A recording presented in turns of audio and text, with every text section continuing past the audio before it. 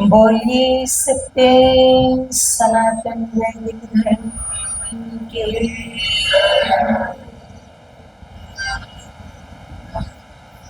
बोलिए मर्यादा पुरुषोत्तम श्री रामचंद्र भगवान के। बोलिए योगीराज श्री कृष्ण चंद्र भगवान के। बोलिए आनंद कंद प्रवर्तक महर्षि दयानंद जी महाराज जी की।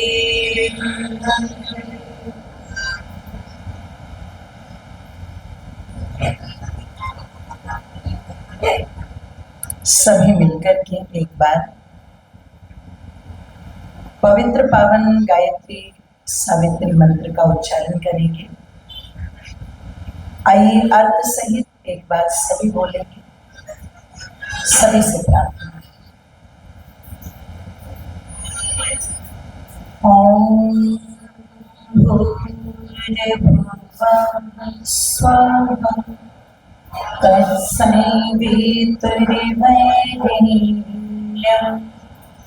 भर्गो देवस्य धीमहि धियो यो नः प्रचोदयात्।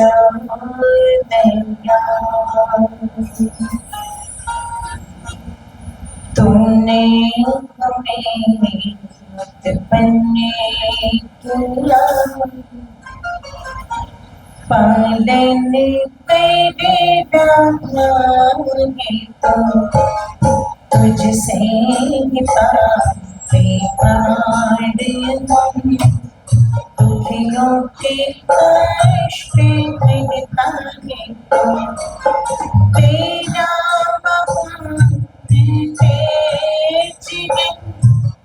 छाया वास तेरा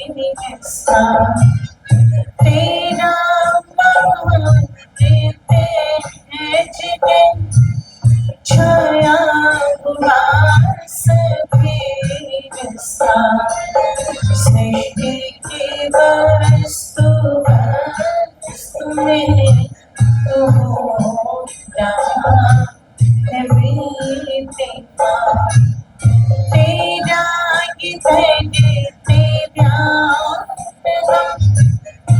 मांगते तेरी दया, तेरा धरते ध्यान मांगते तेरी दया। ईश्वर हमारे बुद्धि को श्रेष्ठ मार्ग पे चला, दाता हमारे बुद्धि को श्रेष्ठ मार्ग पे चला। ओम भूर्भुवः स्वः तत्सवितुर्वरेण्यं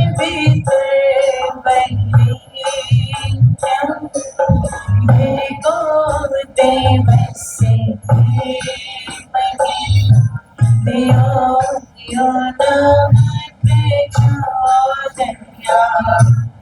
धियो यो नः प्रचोदयात्। धियो यो नः प्रचोदयात्।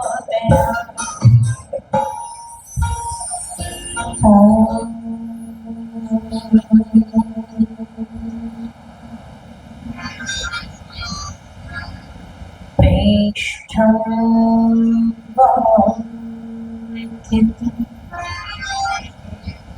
किस्तुषे मित्रमेव प्रिय अग्ने रथं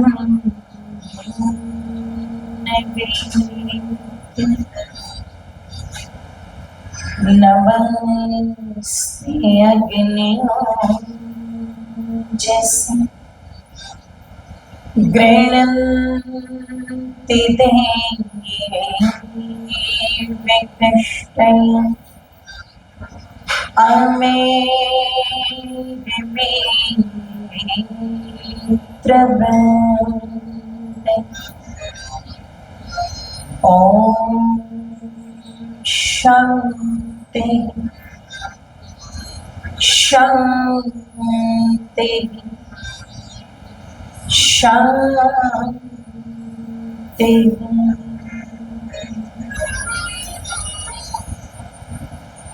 प्रभु नाम के सावन से जब के प्रभु नाम के सावन से जब मन के मैल छुड़ाएगा, निर्मल मन के तड़पड़ में वे प्रभु के दर्शन पाएगा। प्रभु नाम के साबुन से जो, ओम नाम के साबुन से जो मन के मैल छुड़ाएगा। प्रभु नाम के साबुन से जो मन के मैल छुड़ाएगा, निर्मल मन के तड़पड़ में प्रभु के दर्शन पाएगा। निर्मल मन के तड़पड़ में प्रभु के दर्शन पाएगा। नाम के साबुन से जो, नाम के साबुन से जो मन के मैल छुड़ाएगा, निर्मल मन के तड़पड़ में प्रभु के दर्शन पाएगा।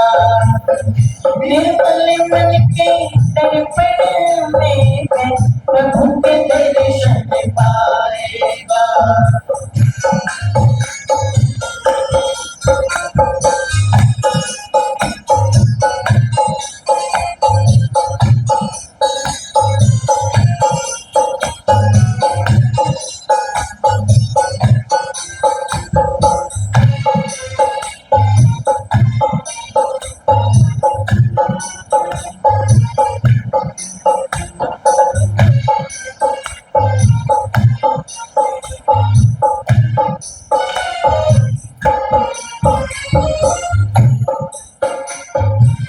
झूठ कपट निंदा को त्यागो, हर प्राणी से प्यार करो।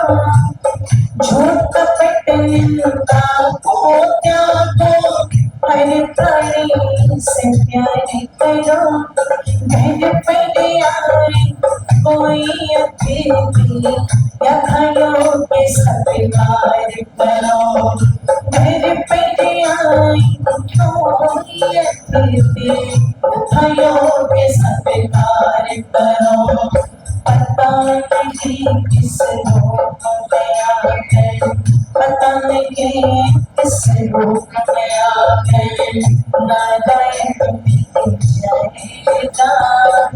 पता नहीं किस रूप में आकर नारायण मिल जाएगा।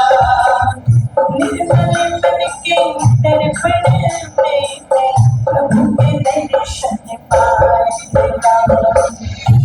निर्मल मन के तड़पड़ में प्रभु के दर्शन पाएगा। प्रभु नाम के साबुन से जो, ओम नाम के साबुन से जो मन के मैल छुड़ाएगा। निर्मल मन के तड़पड़ में प्रभु के दर्शन पाएगा। निर्मल मन के तड़पड़ में प्रभु के दर्शन पाएगा। ओम नाम के साबुन से जो,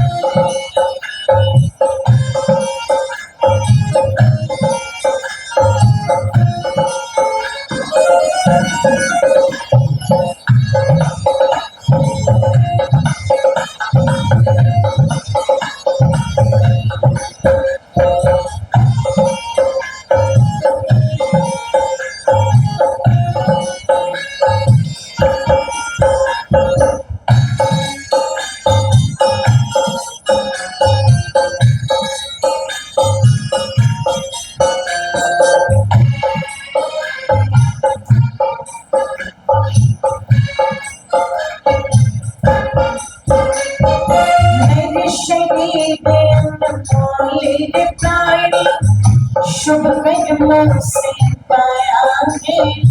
मेरे शरीर अनमोली रे प्राणी शुभ कर्मों से पाया है। झूठे जग प्रपंच में घुस गए क्यों प्रभु को बिसराया है। झूठे जग प्रपंच में घुस गए क्यों प्रभु को बिसराया है। समय हाथ से निकल गया तो समय हाथ से निकल गया तो सिर धुन धुन पछताएगा। समय हाथ से निकल गया तो सिर धुन धुन पछताएगा। निर्मल मन के दर्पण में प्रभु के दर्शन पाएगा। निर्मल मन के दर्पण में प्रभु के दर्शन पाएगा। प्रभु नाम के साबुन से जो ओम नाम के साबुन से जो मन के मैल छुड़ाएगा। निर्मल मन के दर्पण में प्रभु के दर्शन पाएगा। निर्मल मन के दर्पण में प्रभु के दर्शन पाएगा।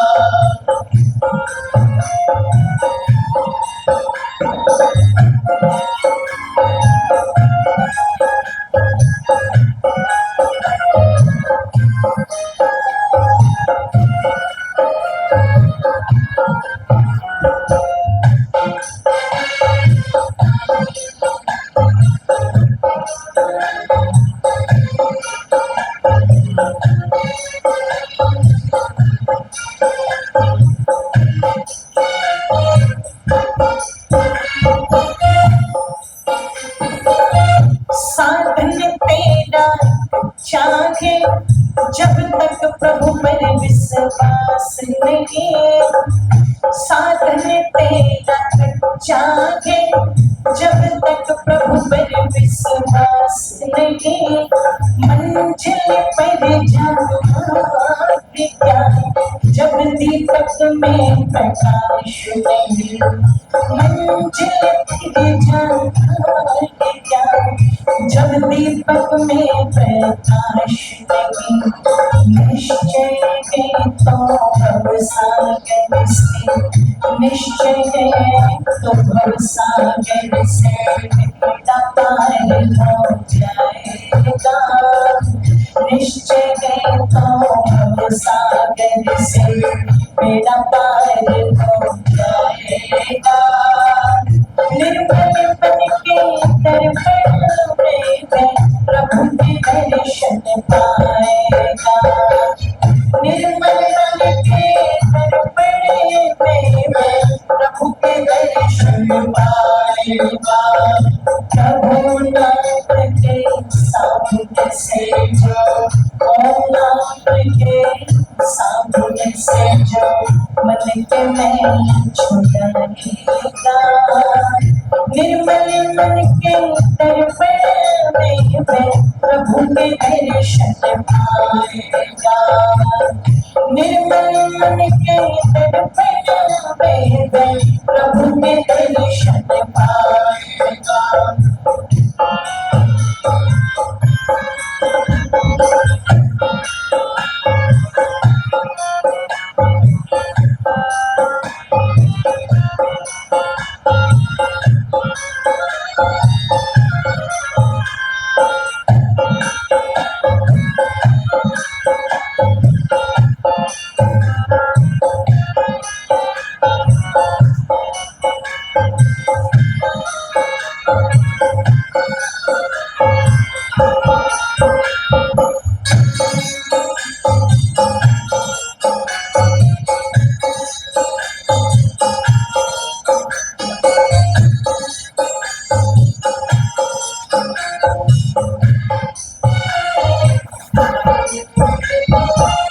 दौलत का अभिमान है छोटा, ये तो आनी जानी है।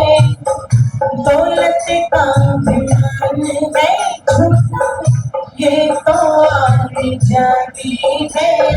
राजा रंग के अनेक हुए, कितनों की सुनी कहानी है। राजा रंग के अनेक हुए, कितनों की सुनी कहानी है। कर्म नाम का महामंत्र है, पुरुषार्थ का महामंत्र है। साथ तुम्हारे जाएगा, कर्म नाम का महामंत्र है। साथ तुम्हारे जाएगा। निर्मल मन के दर्पण में प्रभु के दर्शन पाएगा।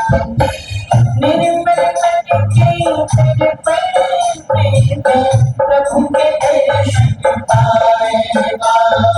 प्रभु नाम के साबुन से जो, ओम नाम के साबुन से जो मन के मैल छुड़ाएगा। निर्मल मन के दर्पण में प्रभु के दर्शन पाएगा। निर्मल मन के दर्पण में प्रभु के दर्शन पाएगा। निर्मल मन के दर्पण में प्रभु के दर्शन पाएगा। निर्मल मन के दर्पण में प्रभु के दर्शन पाएगा। प्रभु के दर्शन पाएगा। प्रभु के दर्शन पाएगा।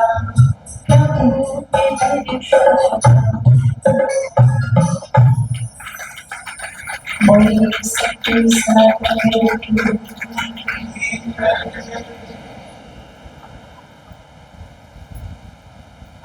मंचस्थ हमारे श्रद्धेय धर्माचार्य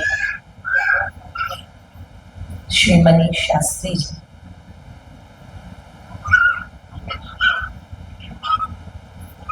उपस्थित सभी धर्मनिष्ठ महानुभाव, वंदनीय मातृशक्ति और उपस्थित सभी पवित्र आत्माओं,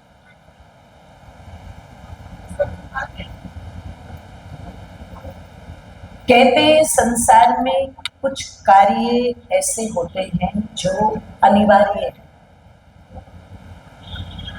आपको करने ही करने, नहीं करेंगे तो हानि।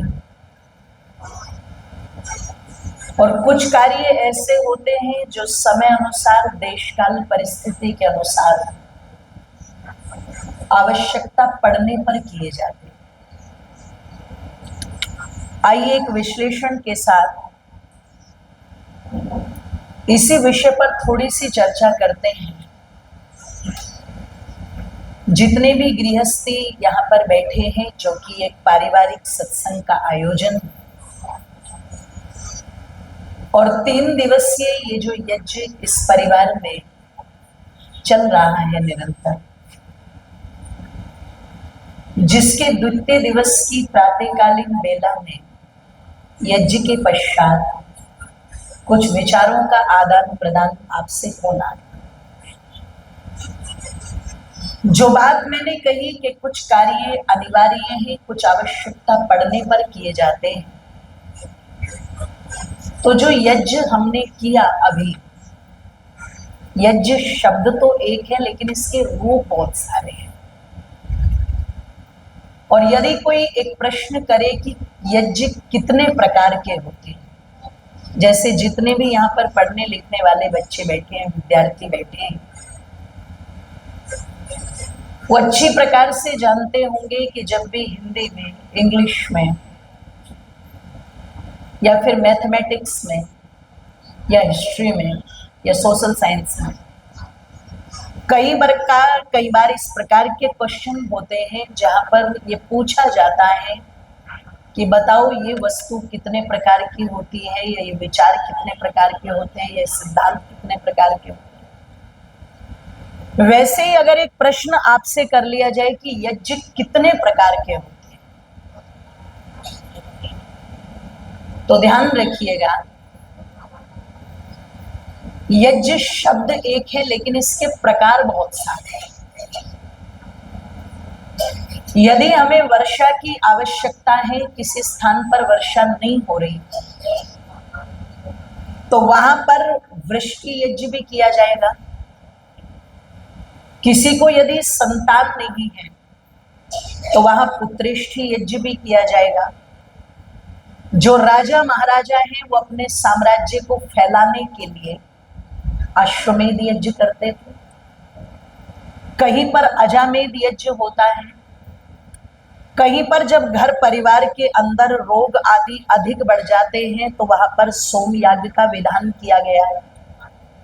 कहीं पर जब मनुष्य को लगता है कि मेरे व्यापार में किसी प्रकार की कोई बाधा आ रही है, ध्यान रखिएगा, ये जादू टोने से परे की बात है। और दुख की बात यह है कि जिन लोगों को वैज्ञानिक प्रक्रिया को जानकर के उन कार्यों को समझना था, उन्होंने उसको प्रचारित प्रसारित उस रूप में नहीं किया, कुछ चीजों तक सीमित रह गए। और जो लोग जानते नहीं थे उन्होंने उसके टोने टोटकों के साथ जोड़ करके उन चीजों को एक उल्टी दिशा दे दी। जब हम वेद का अध्ययन करते हैं, ब्राह्मण ग्रंथों का अध्ययन करते हैं, तो वहां पर उद्योग आदि व्यापार आदि को उन्नत बनाने के लिए श्री यज्ञ का विधान किया गया। और जो मंत्र वहां पर हैं उनमें फिर व्याख्याएं भी हैं कि आपकी श्री जो है, आपका धन जो है वो कैसे बढ़ेगा। यदि घर में रोग अधिक है तो इन रोगों से निदान किस प्रकार होगा, इस प्रकार के मंत्रों के अर्थ हैं। तो पता लगा कि वृष्टि यज्ञ, अश्वमेध यज्ञ, अजामेध यज्ञ, सोम यज्ञ, श्री यज्ञ, बहुत सारे यज्ञ। लेकिन ये बहुत सारे यज्ञ कब किए जाते हैं? जब हमें आवश्यकता होती है, ये तब किए जाते हैं। जहां वर्षा नहीं होती वहां पर वृष्टि यज्ञ किए जाते हैं, और जहां वर्षा खूब हो रही है वहां उसकी कोई आवश्यकता नहीं है ना। हाँ, कई बार जब वर्षा अधिक हो जाती थी और बाढ़ जैसी स्थिति बन जाती थी तो उस समय अनावृष्टि यज्ञ किया जाता था, उसको रोकने के लिए उस प्रकार की औषधियां डाली जाती। संतान की आवश्यकता है तो पुत्रेष्टि यज्ञ किया जाएगा, और यदि संतान की आवश्यकता नहीं है, कोई बाधा नहीं है उत्पन्न होने में, तो उसकी कोई आवश्यकता नहीं। ये यज्ञ वो यज्ञ है मेरी माताओं बंधुओं जो आवश्यकता पड़ने पर किए जाते। एको खत्म कर दो भैया, आवाज बढ़ाओ थोड़ी, एको खत्म। लेकिन इन यज्ञों में 5 यज्ञ ऐसे हैं जिसको प्रत्येक गृहस्थी के लिए अनिवार्य बताया गया है। जैसे कहा जाता है कंपल्सरी, ये पूरी तरह से अनिवार्य है, इसमें किसी को किसी प्रकार की कोई छूट नहीं है, ध्यान रखिए। और क्यों करें हम यज्ञ?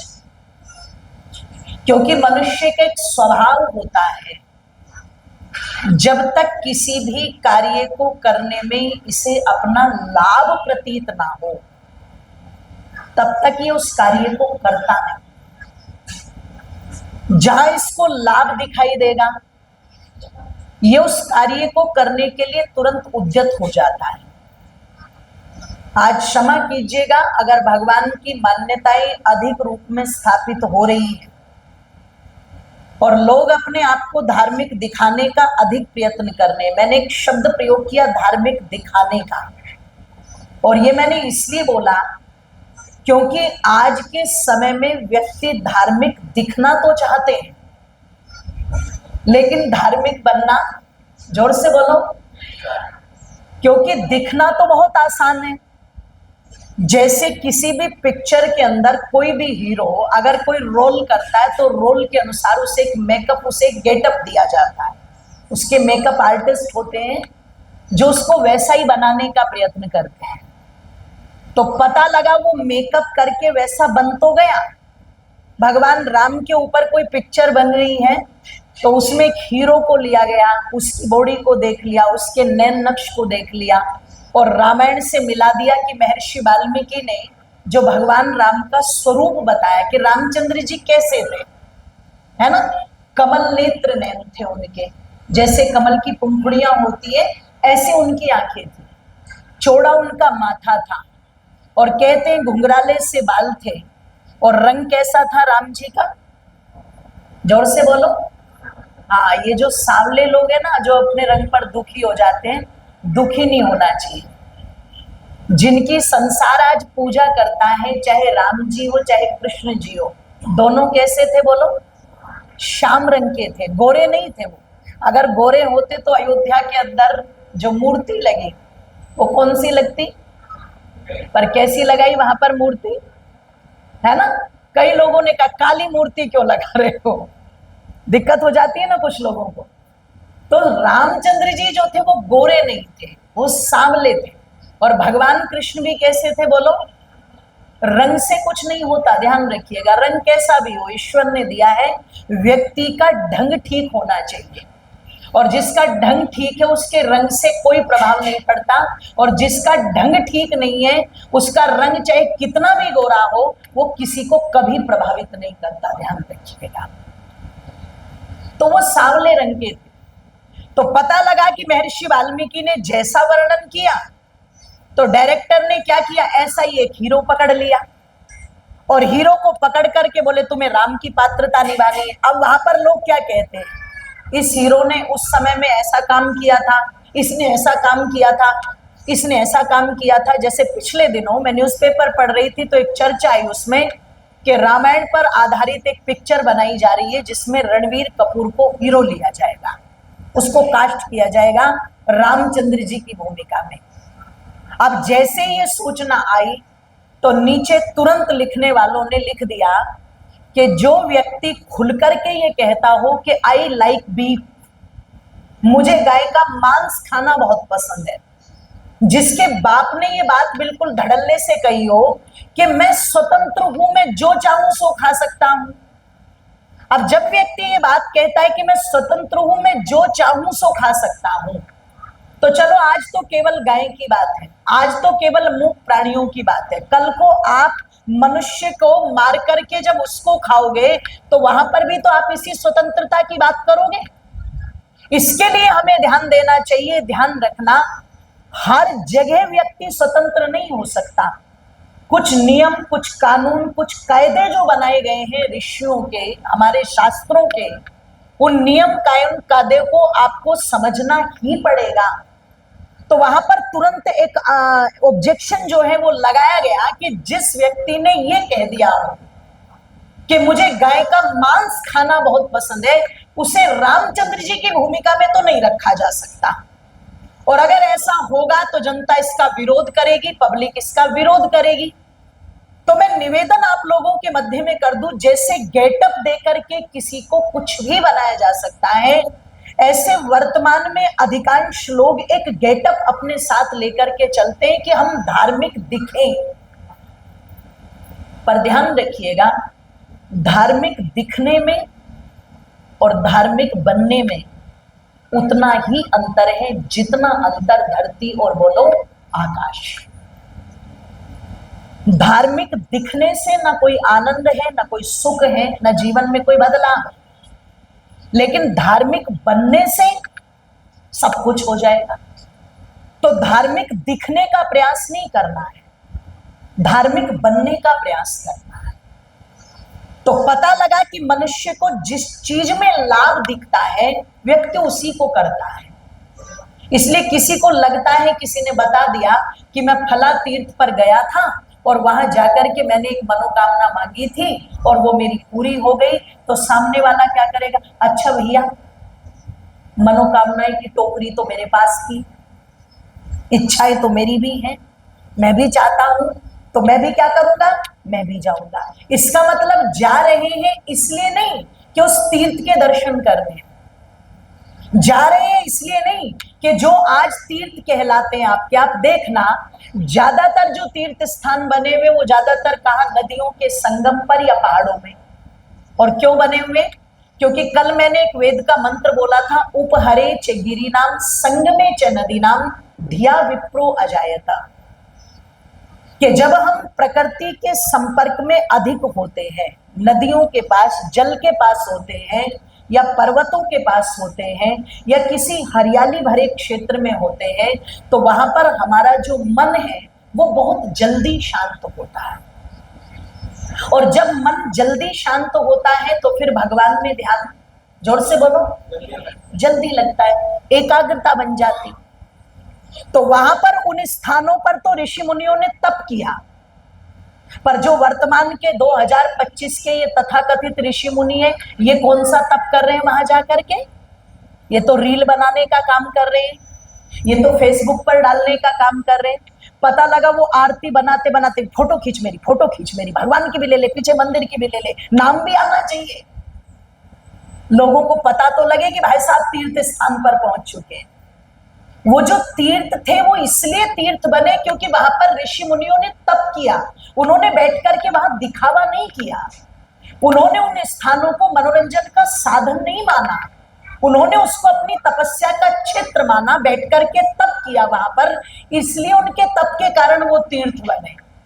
अब हम सोचे कि जाने मात्र से, फोटो खिंचवाने मात्र से, कुछ प्रसाद ले आए, कुछ सामान ले आए और उसी से हमारा कल्याण हो जाएगा, तो ये अपने आप को बहुत बड़े धोखे में रखना है। ध्यान, आप जाइए, कोई बात नहीं है, आप वहां पर देखिए, बैठ करके शांत रहिए, और कम से कम जब भाग दौड़ भरे जीवन से दूर गए हैं तो वहां तो हड़बड़ाहट को छोड़ दो, वहां तो इस तथाकथित मोबाइल की जो दुनिया है, ये फेक दुनिया, इसको वहां पर तो छोड़ दीजिए। कम से कम वहां पर तो बैठ करके एक बार ये जानने की कोशिश करो कि आपके कौन से ऋषि मुनि यहाँ पर आए थे, किन्होंने यहाँ पर तप किया। आपने देखा होगा फॉरेनर्स जब आते हैं घूमने के लिए, उनके साथ गाइड रहता है, तो एक एक चीज पूछते हैं वो गाइड से। इसका मतलब वो वहां भी नॉलेज गेन करने की कोशिश कर रहे हैं, और हम लोग वहां भी मनोरंजन का साधन और हड़बड़ाहट और वो सब चीजें साथ लेके जा रहे हैं। तो इसका मतलब आपके जाने का कोई लाभ तो वहां पर हुआ ही नहीं, पता ही नहीं। अब पूछ लो आप, प्रयागराज में कौन से ऋषि मुनि थे, हैं जी? बता नहीं पाएगी आधी हिंदुओं की आबादी। आप पूछ लीजिए कि जब चित्रकूट में श्री राम जी गए हैं तो कौन से ऋषि की प्रेरणा से गए हैं और कौन से ऋषि वहां पर बैठे हुए थे, तो भारद्वाज जी का नाम वो बता ही नहीं पाएगी। पंचवटी जाएंगे तो उनसे पूछो कौन से ऋषि यहाँ पर बैठे हुए थे, तो बता नहीं पाएंगे। उनसे पूछ लो कि शबरी माता जो है वो किस ऋषि की शिष्या थी, आप सोचो, वो बता ही नहीं पाएंगे। और फिर कोई व्यक्ति उधर से आएगा कि रामचंद्र जी ने तो शूद्रों का अपमान किया, उन्होंने तो शंभुक ऋषि का वध किया, ये ब्राह्मण तो शूद्रों से नफरत करते हैं, ये क्षत्रियो तो शूद्रों से नफरत करते हैं, शूद्रों को हमेशा दबाया गया। फिर पता लगा वो कम्युनिटी सोचेगी अगर इन्होंने हमें दबाया तो फिर हम इनकी मान्यता को क्यों माने, तो क्या होगा, एक विस्फोट तो पहले ही हो गया, और जब वो विस्फोट आप में पहले ही हो गया तो आपने मौका दे दिया दूसरे लोगों को कि आ जाओ, तुम चादर लेकर के आ जाओ, कोई फादर लेकर के आ जाओ, और ये जो आपस में हमारा विस्फोट है ना, इसका फायदा उठा लो। अब चादर वाले, फादर वाले क्या करेंगे, ऊपर वालों को बदलने की कोशिश करेंगे कि दबे कुचलों को बदलने की कोशिश करेंगे? दबे कुचलों को बदलने की कोशिश करें, वो उनको चेंज करने की कोशिश करें। वो बड़ी आसानी से तुम्हारा बल, तुम्हारी संख्या, तुम्हारी आबादी, तुम्हारी ताकत, तुम्हारा भाईचारा सब कुछ तोड़ करके ले जाएंगे और तुम्हें पता भी नहीं लगेगा। पता क्यों नहीं लगेगा? क्योंकि आपके पास वो तर्क शक्ति ही नहीं है, आपके पास वो जानकारी ही नहीं है कि आप उनको बैठ करके ये जवाब दे सको कि जो तुम रामचंद्र जी के विषय में बोल रहे हो ये बिल्कुल गलत है। अगर रामचंद्र जी शंभुक ऋषि का वध करते, शूद्रों से नफरत करते, तो एक बार विचार तो करो, जिस गुरुकुल की पृष्ठभूमि में श्री रामचंद्र जी पढ़े, उसी गुरुकुल की पृष्ठभूमि में निषाद राज भी तो पढ़ रहा है। जिस गुरुकुल के अंदर झाड़ू लगाने का काम एक राजा के बेटे राम ने किया, उसी गुरुकुल के अंदर झाड़ू निषाद राज भी लगा रहा है। उस गुरुकुल के अंदर ध्यान रखना देखना, जिस पंक्ति में बैठ करके भोजन एक राजा का बेटा कर रहा है, उसी पंक्ति में बैठ करके निषाद राज भी भोजन कर रहा है। इसलिए निषाद राज से रामचंद्र जी की शत्रुता नहीं है, निषाद राज से रामचंद्र जी की, जोर से बोलो, मित्रता।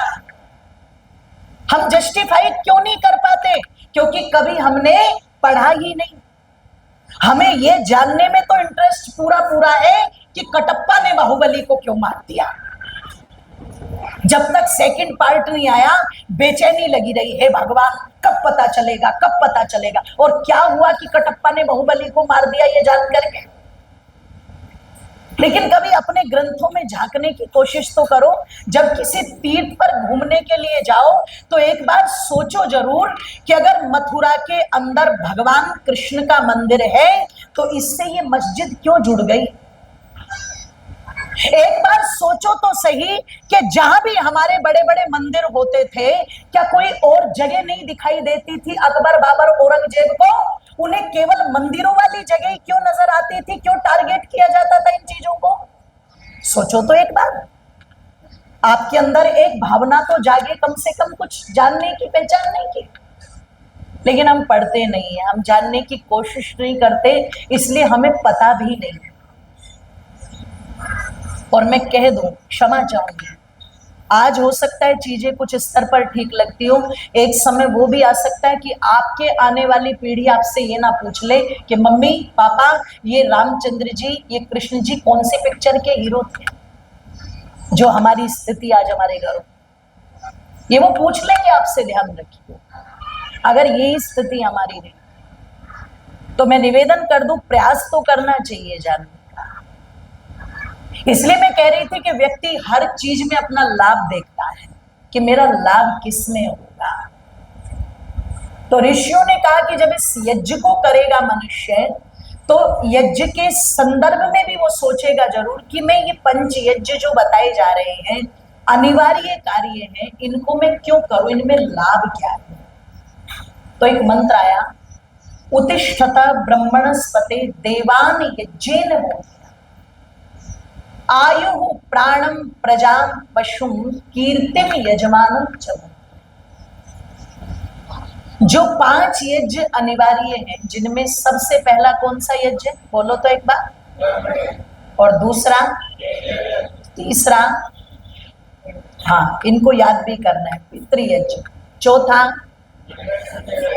अतिथि यज्ञ, और 5वां, हाँ ये क्रम में है, पहले ब्रह्मयज्ञ, दूसरा, तीसरा, चौथा और 5वां है बलि वैश्य देव। ये जो 5 यज्ञ अनिवार्य बताए, इनके विषय में वेद माता कह रही है, उत्तिष्ठत ब्रह्मणस्पते, हे ब्रह्मणस्पते उठ। और ब्रह्मणस्पते का अर्थ क्या हुआ? ब्रह्म की संतान, परमात्मा की संतान। अब जब परमात्मा की संतान की बारी आती है तो ध्यान रखिएगा, यहां परमात्मा की संतान कौन है? संपूर्ण प्राणी मात्र, केवल मनुष्य नहीं। जितने भी संसार के अंदर जीव है, ध्यान रखिएगा, वो सब ईश्वर की संतान। और बड़ी प्यारी बात यह है कि जैसी जीवात्मा हमारे अंदर है, ऐसी ही जीवात्मा उन मूक प्राणियों के अंदर भी। जैसे सुख दुख कष्ट आदि हमें होते हैं, ऐसे सुख दुख कष्ट आदि, जोर से बोलो, उन्हें भी होते। इसलिए कहा कि जो परमात्मा की जितनी भी संतानें हैं, संपूर्ण प्राणी मात्र, लेकिन संपूर्ण प्राणी मात्र में यज्ञ करने की जो क्षमता भगवान ने दी, ध्यान से सुनना आ रही, वो किसी पशु को नहीं दी। ये उपदेश, ये संदेश किसी पशु पर लागू नहीं होता, और ना कोई पशु इतना सौभाग्यशाली कि वो यज्ञ कर ले, ना कोई पक्षी इतना सौभाग्यशाली कि वो यज्ञ कर ले। लेकिन ये सौभाग्य अगर मिला तो किसको मिला? मनुष्य को मिला, क्योंकि कर्म करने की स्वतंत्रता भगवान ने मनुष्य को दी है। और मैं कह दूं, जिसको जितने अधिकार प्राप्त होते हैं, बहुत ध्यान से सुनना, उसकी जिम्मेदारी छोटी नहीं होती, उसकी जिम्मेदारी और ज्यादा बड़ी होती है। उसे सबका ध्यान रखना पड़ता है। परिवार में जो सबसे छोटा होगा वो निश्चित रहेगा, पर जो सबसे बड़ा होगा उसे हर तरफ दृष्टि रखनी पड़ेगी, हर तरफ देखना पड़ेगा। उसके मन में आ रहा है कि मैं चिल्ला दूं, मैं बोल दूं, पर ध्यान रखिएगा वहां एक अंकुश लगाया शास्त्र ने कि नहीं, अगर तुम चिल्लाओगे, तुम बोलोगे, तुम व्यर्थ की बातों पर क्रोध करोगे, तुम उल्टी सीधी हरकतें करोगे, तो उसका सीधा सीधा दुष्प्रभाव जो है वो परिवार के सब सदस्यों पर जाएगा। ऊपर की लोभी का प्रभाव नीचे तक की लोभी तक जाएगा। यदि तुम्हें एक परिवार को उत्तम परिवार बनाना है, अच्छा परिवार बनाना है, तो तुम कैसे चलते हो, कैसे बोलते हो, कैसे कार्य करते हो, कैसे व्यवहार करते हो, हर एक चीज पर ध्यान रखना पड़ेगा। और फिर वो जो उसका स्तर जितना जितना बड़ा होता चला जाएगा, वो उतना उतना ही सावधान होगा। आपको लगता होगा जो शीर्ष पर बैठा हुआ है वो सबसे ज्यादा मजे कर रहा है,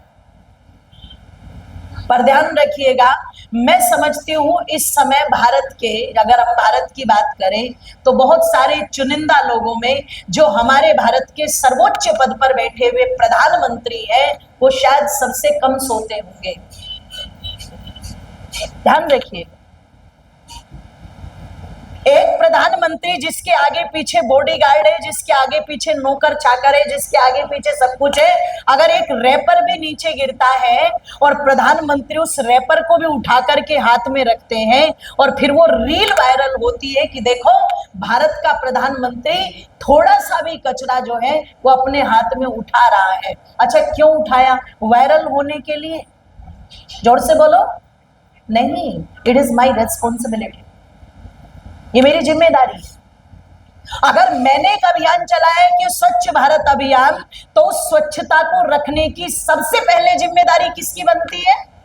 मेरी बनती है। ऐसा ही नहीं कि वो कुछ भी कहीं भी पहन करके चले जाएंगे, नहीं। अगर किसी प्रांत में उनके सर की टोपी बदली हुई है तो टोपी का कनेक्शन जनता के साथ मिलेगा। अगर वो किसी प्रांत में जाकर के पगड़ी पहनते तो पगड़ी का कनेक्शन जनता के साथ मिलेगा। अगर वो किसी स्थान पर जाकर के गले में किसी प्रकार का पटका डालते तो उसका कनेक्शन जनता के साथ मिलेगा। इसका मतलब हम जो करवाना चाहते हैं पहले हम उसको खुद करें। और हम क्या करते हैं परिवार में, ये कर लो, ये कर लो, ये कर लो, चिल्लाते रहते हैं। जो करवाना चाहते हो चिल्लाओ मत, खुद करना शुरू कर दो। और जब खुद करना शुरू कर दोगे ना तो देखा देखी चीजें फिर बढ़ती ही चली जाती हैं। तो मैं निवेदन कर रही थी, जो व्यक्ति जितने ऊंचे पद पर बैठा हुआ है उसकी जिम्मेदारी उतनी ही ज्यादा, जोर से बोलो, बड़ी है। अगर भगवान ने इस सारे मंडल ये कर्म करने की जिम्मेदारी मनुष्य को देकर के भेजी, तो फिर इस मनुष्य का कर्तव्य बनता है कि मैं अन्य अन्य व्यवस्थाओं को कैसे सुरक्षित करूं। फिर चाहे वो जड़ प्रकृति हो चाहे चेतन प्रकृति हो, इन दोनों की सुरक्षा मैं कैसे करूं, क्योंकि ये जो व्यवस्था है ये मेरे लिए ही तो है और मुझे भगवान ने ये ताकत दी है कि मैं इनको संभाल सकता हूं।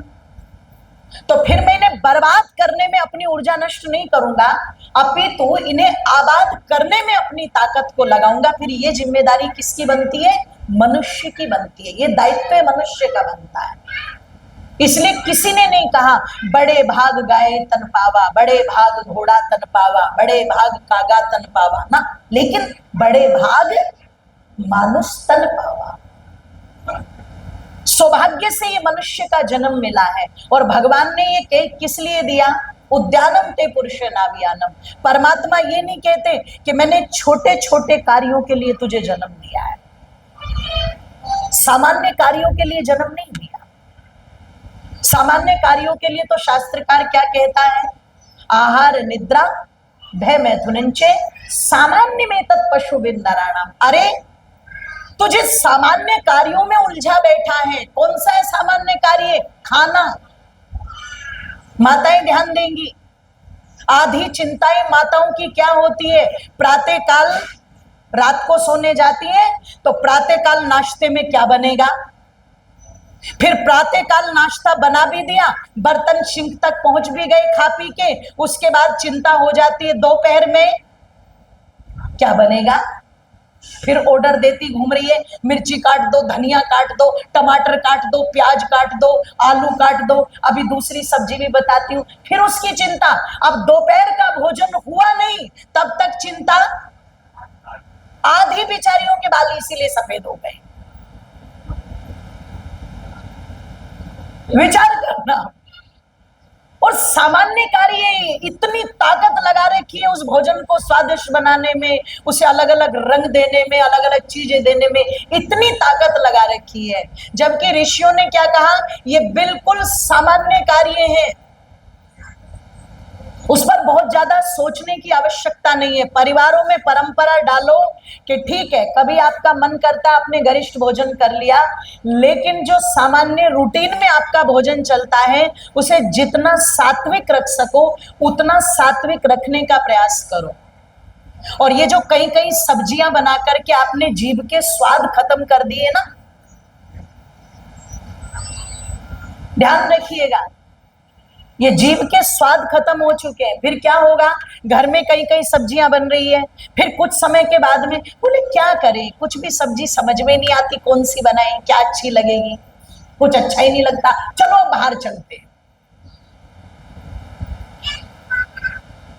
एक एक दो दो सब्जी बने, सात्विक रूप में बने, जिह्वा का स्वाद भी बना रहता है। और अलग अलग रस उसे एक ही समय में दे रहे हो ना, ध्यान रखिएगा, तो उसमें जिह्वा भी कंफ्यूज हो जाती है।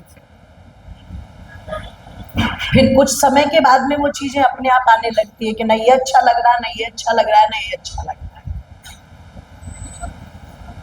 हमारे एक उपदेशक हैं बेधड़क जी, एक बार वो झज्जर गुरुकुल के अंदर प्रचार करने के लिए गए, सत्य घटना है। अब जब गुरुकुल में गए, सुबह सुबह कार्यक्रम हुआ, कार्यक्रम के बाद में उन्हें बहुत तेज भूख लगी थी। वो मंच से नीचे उतरे और स्वामी ओमानंद जी महाराज बहुत बड़े सन्यासी रहे आर्य जगत के।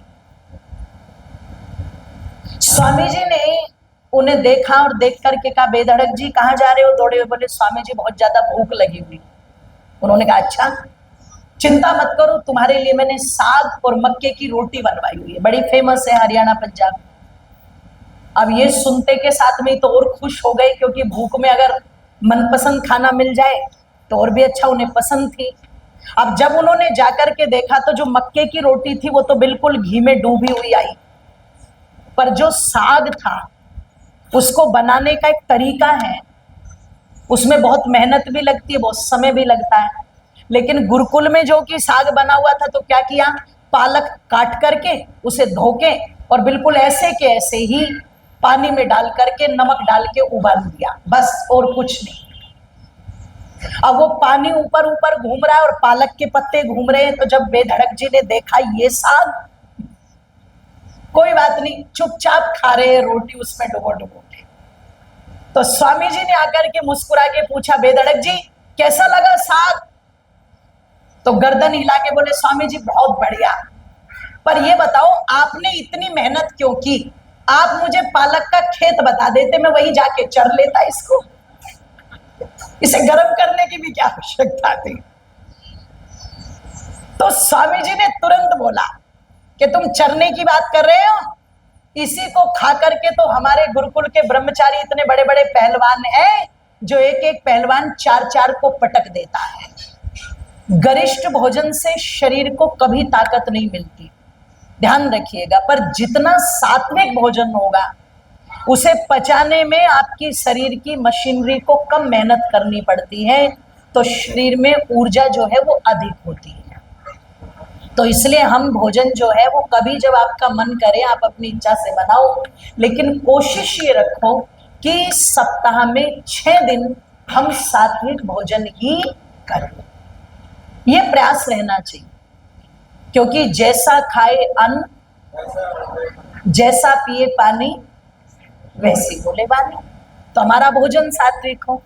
निवेदन आप लोगों के मध्य में कर रही थी कि पता चला भोजन का कार्य सामान्य कार्य जिस पर इतनी ताकत लग रही। तो शास्त्रकार कहता है कि आहार निद्रा भय में तुरंचे, खाना सोना पीना संतान पैदा करना, ये तो सब सामान्य कार्य है। और अगर इन सामान्य कार्यों के इर्द गिर्द ही मेरे जीवन की सुई घूमती रहे, हम इससे आगे ही ना बढ़ पाए, तो जो इतना बहुमूल्य जीवन आपको मिला था वो तो आपने गवा दिया। तो इसे गवाना नहीं। उद्यानम ते पुरुष नाभियानम, कुछ उद्देश्य बनाने। शुरुआत भले ही छोटे उद्देश्य से हो, पर कुछ ना कुछ बनाओ जरूर। तो कहा कि जब उद्देश्य बनेंगे, उन पर कार्य किया जाएगा, उन पर चलेगा मनुष्य, तो निश्चित निश्चित जीवन की सार्थकता होगी। इसलिए भगवान ने ये जो दायित्व दिया, ये जिम्मेदारी दी, ये किसको दी? मनुष्य को दी। इसलिए कहा बड़े भाग मानुष पर, क्योंकि जो भी कार्य है संसार में पशु पक्षी नहीं कर सकते, पर मनुष्य कर सकते। तो इसलिए कहा कि हे मनुष्य, भगवान ने ये सौभाग्य तुम्हें दिया है। संतान तो परमात्मा की सब है, लेकिन जो उठ करके कर्म करने की क्षमता है, उत्तिष्ठता ब्रह्मणस्पते देवान यज्ञेन बोधया, ये उठ करके कार्य करने की जो क्षमता है, ये परमात्मा ने तुम्हें प्रदान की है। उठती गाय भी है, उठती भैंसे भी है, उठते पशु भी है, उठते पक्षी भी है, लेकिन उनके उठने में और मनुष्य के उठने में बहुत बड़ा अंतर है। उनका उठना अपने लिए है और मनुष्य का उठना, जोर से बोलो, सबके लिए। एक मनुष्य अगर उठ जाए, जाग जाए, तो पता नहीं कितनों का भला कर सकता है। पशु अगर उठेगा, पक्षी अगर उठेगा, तो वो अपने ही दाना पानी में उलझा रहेगा। लेकिन मनुष्य को भगवान ने ये सामर्थ्य दी, वो पता नहीं कितनों को लाभ पहुंचा सकता है। जैसे हम इस पारिवारिक सत्संग में बैठे, कहने को तो कार्यक्रम माननीय श्री सुबोध जी का है, सौमित्र जी का है, इस परिवार का है, पर आप ये देखो कि इन्होंने अपनी बौद्धिक क्षमता से, अपने पवित्र भावों से इस कार्य के साथ अपने इष्ट मित्रों को जोड़ा, रिश्तेदारों को जोड़ा। पर एक बात जो प्राय कम देखने को मिलती है, वो भी देखने को मिल रही है यहाँ पर, कि जितने भी लोग इनके साथ में काम करते, ये छोटी बात नहीं होती और ये बहुत बड़ी बात होती है। और किसी को लगे कि हमारे सेठ जी ने, हमारे मालिक जी ने केवल हमें इस प्रोटोकॉल में फंसा रखा है, नहीं। उनके मन के भावों को समझने के लिए उस स्तर पर जाना पड़ेगा। ध्यान रखिएगा, जिस कार्य को जब हम कर रहे हैं और उस कार्य को कराने वाले की और करने वाले की मन स्थिति जब तक मेल नहीं खाएगी, तब तक मालिक पर भी बोझ रहता है। कर्मचारी ठीक से काम नहीं कर रहा है, पूरा समय नहीं दे रहा है, बहाने बना रहा है, झूठ बोल रहा है, उनके मस्तिष्क पर भी बोझ रहता है और उधर उनके मस्तिष्क पर भी बोझ रहता है। लेकिन जब दोनों की स्थिति जुड़ जाती है कि नहीं, मुझे इन्हें अपने परिवार का सदस्य मान करके इनसे काम लेना, और दूसरी तरफ उनकी स्थिति जुड़ गई कि नहीं, अगर हमें परिवार के इतने बड़े फंक्शन में भी अपने सदस्यों की तरह शामिल किया जा रहा है, तो ये हमारे लिए कितने सम्मान की बात है। जो विचार यहां से दिए जा रहे हैं, ऐसा तो नहीं है ना वो 2-4 व्यक्तियों पर ही लागू हो रहे हैं, नहीं, वो तो सब पर लागू हो रहे हैं। और पता नहीं उन विचारों को सुनकर के किसके अंदर क्या भाव जाग जाए, क्योंकि अगर इन विचारों का आदान प्रदान ही ना हो, तो स्वामी श्रद्धानंद जैसे सन्यासी कैसे निकलते, भक्त अमीचंद जैसे लोग कैसे निकलते। आप विचार करो, पंडित लेखराम, पंडित गुरुदत्त कैसे निकलते, वो ऐसे ही तो निकले। तो एक भाव इतना सुंदर कि हम परिवार की तरह बैठे, हमारी विचारधारा एक हो। प्रातः काल जब हम किसी कार्य का आरंभ करें, तो केवल मैं ही ईश्वर का ध्यान करके न करूं, मेरे आसपास मेरे जितने कार्य करने वाले कर्मचारी हैं, उनके मन में भी यही भाव रहे कि जब आप शोरूम पर जाओ, पैर रखते ही सबसे पहले उस ईश्वर का धन्यवाद करो कि प्रभु तुमने हमें इतने अच्छे स्थान पर कार्य करने का मौका दिया कि जहां हम आर्थिक पक्ष को तो अपने रख ही रहे हैं, लेकिन उसके साथ साथ समय समय पर हमें धार्मिक विचार भी सुनने को मिलते हैं। एमडीएच वाले महाशय धर्मपाल जी एक परंपरा उन्होंने आरंभ कर रखी थी कि फैक्ट्री जब भी आरंभ होती थी सबसे पहले यज्ञ होता था और यज्ञ में सब कर्मचारियों का उपस्थित होना अनिवार्य है। यज्ञ होकर के तब कार्य होगा और वो परंपरा उनके जाने के बाद भी आज भी सुरक्षित जो की त्यों उनकी फैक्ट्रियों में चल रही। तो ये जो परंपरा है यहाँ पर, ये बहुत अच्छी परंपरा बनाई हुई है। मैं तो इस परिवार का धन्यवाद करती हूँ कि जिन्होंने सबको साथ मिला करके एक साथ यहाँ पर विद्वानों की इस विचारधारा को और पहुंचाया, बहुत आवश्यक। तो मैं कह रही थी आप लोगों के मध्य में कि मनुष्य को भगवान ने ये अवसर प्रदान किया कि वो उठ सकता है। सौमित्र जी और सुबोध जी उठे और इन्होंने उठकर के एक संकल्प किया। उस संकल्प को अपने सब कर्मचारियों तक बढ़ाया, तो वातावरण यहाँ पर बन रहा है। अब इनके यहाँ पर जितने भी काम करने वाले हैं शायद 100 से ऊपर की संख्या है।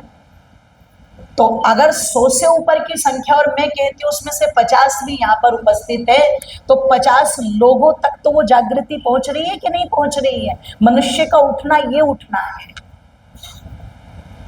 तो वेद माता कहती है उत्तिष्ठत ब्रह्मणस्पते देवान यज्ञेन बोधया, हे ब्रह्मणस्पते उठ और उठ करके क्या कर? यज्ञ कर। कलम ने ब्रह्म यज्ञ की बात की थी। दूसरा है देव यज्ञ, जो आपने किया, आहुति दी आपने जिसमें। ये हमारी सबसे प्राचीन वो पूजा पद्धति है जो सृष्टि के आदिकाल से चली आ रही। आज आपके पास में माध्यम है मंदिर के, आप मंदिर में जाकर के पूजा करते हैं, लेकिन मंदिर में जो चित्र लगे हुए हैं, चाहे वो भगवान राम के हो, कृष्ण के हो, हनुमान जी के हो, शंकर भगवान के हो, आप देखना कि रामचंद्र जी से पहले जो उनकी 35 पीढ़ियां हैं, उन पीढ़ियों की पूजा पद्धति क्या थी? ऐसा तो नहीं कि महाराज दशरथ कोई पूजा नहीं करते थे, बोलो करते थे। ऐसा तो नहीं है कि महाराज दशरथ से पहले जो उनके पिता है महाराज अज, वो कोई पूजा नहीं करते थे, करते थे। उसी में पता लगा राजा रघु हुए, तो क्या उनकी कोई पूजा पद्धति नहीं थी? थी। उसी पीढ़ी में राजा दिलीप हुए, प्रदीप हुए, मानधाता हुए, मनु हुए, इक्ष्वाकु हुए, कुक्षी हुए, विकुक्षी हुए, तो क्या उनकी कोई मान्यता नहीं थी? सबकी मान्यता थी। अब जब आप वहां पर जाकर के देखेंगे कि सबकी मान्यता क्या थी, तो वहां पर आपको एक पद्धति मिलेगी, और वो पद्धति कौन सी मिलेगी बोलो? यज्ञ की। अग्निर्वै देवानाम मूलम, अग्नि देवताओं का मुख है। जो पदार्थ हम अग्नि में डालते हैं वो सीधा देवताओं तक पहुंचता है। ध्यान रखिएगा। जैसे कई बार मैं देखती हूं कि हमारे यहाँ पर कुछ माताएं या कुछ पुरुष भी प्रातः काल उठते हैं, स्नान आदि करके एक लोटा जल का भरते हैं और सूर्य भगवान जिस तरफ निकले हुए वहां छत पर जाकर के वो जल सूर्य भगवान की तरफ डालते हैं ना। आप इसी परंपरा को पीछे ले जाओ कि ये परंपरा कहां से आरंभ हो। तो कहते माताओं बंधुओं, जब प्राचीन काल में लोग जल में स्नान करने के लिए नदियों में जाते थे, तालाबों में जाते थे, तो वहां पर खड़े होकर के सुबह सुबह जैसे सूर्य निकला, उसकी किरणें पड़ने आरंभ हुई, तो जल लेकर के ऐसे डालते थे सूर्य की तरफ। तो ये क्या था? सूर्य की किरणें जल पर पड़ रही है और उन किरणों का प्रभाव शरीर पर पड़ रहा है, तो वो एक तरह की थेरेपी थी। इससे क्या होते थे, जो चर्म आदि रोग होते हैं या स्किन से संबंधित जो एलर्जी होती है वो नहीं होती थी। अब ये जो हम एक लोटा जल यहां पर डाल रहे हैं, वहां पर वो प्रक्रिया एक बार की नहीं है, वो बार बार की है। उससे लाभ होता था जब वो 10-15 मिनट तक लगातार चलती थी।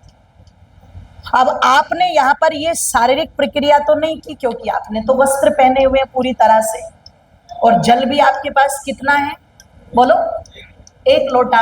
अब जो जल आपने डाला, जैसे वहां पर मान्यता क्या है, सूर्य भगवान को अर्घ दे दो, जल दे दो, तो आपने जल कहाँ डाला, नीचे की तरफ, और सूर्य भगवान है ऊपर की तरफ। इसका मतलब ना आपने दिया और ना सूर्य भगवान ने, ना लेना हुआ ना देना हुआ। तो जब लेना और देना दोनों में से कुछ नहीं हुआ तो फिर वो पूजा कैसी हुई। अब आप कहोगे कि जी फिर हमें क्या करना चाहिए। आप ये करो कि जहां आप दे रहे हो तो आपका देना भी सार्थक हो, और जो जिसको दे रहे हो वो उसको ले ले, तो उसका जोर से बोलो, लेना भी सार्थक हो। अब आप वहीं पर देखो, जब हम यज्ञ में बैठते हैं, आप घृत देते हो, सामग्री देते हो, तो उसे अग्नि देवता लेते हैं कि नहीं लेते हैं। और आप एक चीज और देखना, जितनी जितनी घृत सामग्री की मात्रा बढ़ाओगे, अग्नि की लपटें उतनी उतनी ऊंची उठती जाती है। इसका मतलब आप जितनी एनर्जी से, जितनी ताकत से खिला रहे हो, अग्नि देवता भी उतनी ताकत से, जोर से बोलो। अच्छा एक बात बताओ, आप खिलाते चले जाओ और अग्नि देवता मना करेंगे क्या? वो यज्ञ 9 बजे तक करो कि 10 बजे तक करो कि 11 बजे तक करो, और कहीं पर निरंतर ही चलता रहता है। अभी मैं इसके बाद एक कार्यक्रम में जाने वाली हूँ जहां पर 11 दिन तक वो यज्ञ दिन रात निरंतर चलेगा, 1 मिनट के लिए भी आहुति नहीं रुकेगी। 50-50 ब्रह्मचारी रहते हैं वहां पर, कहीं कहीं ब्रह्मा रहते हैं, पारियां बदलती रहती है और आहुतियां रुकती नहीं है, चलती रहती है। इतना बड़ा यज्ञ होगा। अब वो जो कुंड बनाया जाएगा वो भी बहुत बड़ा बनाया जाएगा, तो वहां पर वो जो आहुति चलेंगी घृत की सामग्री की, कितने भी लोग आते रहे दिन में रात में, पर अग्नि देवता ये नहीं कहेंगे कि नहीं मैं नहीं ले रहा हूं। जितना खिलाएंगे उतना खाएंगे। अच्छा कितने गजब की बात है, कम खिलाओ तो कम में भी गुजारा, और ज्यादा खिलाओ, जोर से बोलो, और गजब की बात ये भी है, तुम जितना खिलाते हो उसका कई गुना बढ़ा करके वो लाभ भी देते हैं। इसलिए वेद माता ने कहा कि यदि तुम्हें यही जानना है कि यज्ञ करने के लाभ क्या है, तो सबसे पहले कहा आयु, तुम्हारी आयु बढ़ेगी। इसलिए यज्ञ करते समय चाहे सामग्री थोड़ी हो, चाहे घृत थोड़ा हो, लेकिन वो शुद्ध होना चाहिए। आज कई बार क्या होता है, अपने लिए साड़ी लेनी होती है माताओं, तो यदि बजट बना करके गई कि मुझे 2000 की साड़ी लेनी है और पसंद आ गई 3000 की, तो क्या वहां पर अपनी मैथमेटिक्स लगाएगी, अपना गणित लगाएगी, चलो कोई बात नहीं 1000 रुपए तो इधर उधर से खिसका के भी हो जाएंगे, तुरंत 3500 की खरीद लेगी। घर में कोई चीज आनी है और अगर उसका बजट बाहर जा रहा है तो बजट से ऊपर भी करने का काम करेंगे। पर मुझे क्षमा कर देना, कई बार ऐसा होता है कि जब भगवान की पूजा की बात आती है, यज्ञ की सामग्री की बात आती है, तो हम सोचते हैं उठा लो 50 रुपए की। नहीं, सामग्री चाहे थोड़ी डालो, घृत चाहे थोड़ा डालो, लेकिन वो घृत, वो सामग्री का प्रयोग मत करो जो 20, 25, 50 रुपए में बाजार में मिल रही है, या वो घी जो 150, 200, 250 रुपए किलो मिल रहा है। बताओ 250 रुपए किलो घी मिल जाएगा क्या? आप सोचो, नहीं मिलेगा। तो चाहे उसे कम प्रयोग कर लो आप, लेकिन वो चीजें शुद्ध होनी चाहिए। 1 चम्मच अगर शुद्ध घी यज्ञ के अंदर डाल जा रहा है तो वो 2 टन वायु को शुद्ध करने का काम कर रहा है। ध्यान रखिएगा। इसलिए ऋषि दयानंद ने कहा सुगंधित, मिष्ट, पौष्टिक और रोगनाशक, ये 4 प्रकार के पदार्थ अग्नि में डालो तो इनका पूरा पूरा लाभ मिलेगा। जो सुगंध देने वाले पदार्थ हैं, जो रोगनाशक पदार्थ हैं, गिलोय, गूगल आदि, और जो पुष्टिवर्धक है, बादाम आदि, छुआरे आदि, ये सब डाले जाएं। तो कहा कि जब उत्तम पदार्थ देवताओं को पहुंचाए जाते हैं तो जिसने करके ना देखा हो वो करके देख ले या पूछ लेना। जो दैनिक अग्निहोत्र करते हैं, कुछ परिवार यहाँ से बैठे होंगे, जैसे हमारे भैया बैठे, इनके परिवार में दैनिक अग्निहोत्र होता है। हमारे सौमित्र जी करते हैं प्रतिदिन, है ना, सुबोध जी करते हैं प्रतिदिन, और भी कितने परिवार बैठे हुए जो दैनिक यज्ञ करते हैं यहाँ पर। बहुत बढ़िया, तालियां बजाइए एक बार। धन्यवाद के पात्र है जो दैनिक अग्निहोत्र कर रहे हैं, और जो नहीं कर रहे हैं उनसे मेरी विशेष प्रार्थना रहेगी कि भले ही चाहे महीने में आप एक यज्ञ से आरंभ करो, लेकिन आप करो जरूर।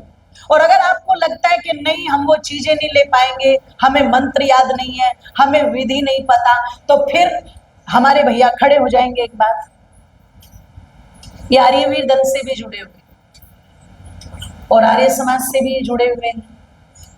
तो आर्य समाज बिलासपुर जो है वो इस दायित्व को बहुत भली प्रकार निभा रहा है कि यदि कोई परिवार यज्ञ नहीं कर पा रहा है तो ध्यान रखिएगा, आर्य समाज की ओर से माननीय हमारे पुरोहित जी आएंगे, सब चीजें अपने साथ लाएंगे, और उसका शुल्क भी इन्होंने न के बराबर रखा हुआ है, मात्र 200 रुपए, शायद यही है ना, मात्र 200 रुपए, कोई बड़ी बात नहीं है। अगर आप वास्तव में नहीं कर पा रहे तो फिर आज अपना फोन नंबर या इनका फोन नंबर आप लेकर के जाइएगा या अपना लिखवा करके जाइएगा, हमारे भैया को लिखवा दीजिएगा। महीने में आप एक बार फोन करो आर्य समाज में, या इनको फोन करो कि हमें अपने घर में एक यज्ञ तो कराना है, चाहे अमावस्या को, चाहे पूर्णिमा को, या जो दिन आपको उचित लगे उस दिन, लेकिन साल में 12 महीने में एक यज्ञ तो हमारे घरों में अवश्य होना। जोर से बोलो। अच्छा, कौन कौन करवाएगा, हाथ उठाओ। 1 2 3 4, पीछे भी हाथ उठ रहे हैं, एक साथ ही उठा लो जिनके मन में भाव जाग रहा है। अच्छे कामों में देर नहीं करनी चाहिए, नहीं तो बुरी चीजें अपने आप जगह बना लेती है। ताली बजाओ भाई इनके। और मैं प्रार्थना करूंगी कि भैया इनके फोन नंबर लिख लेंगे, ये संपर्क में हमारे रहने चाहिए, ठीक है ना।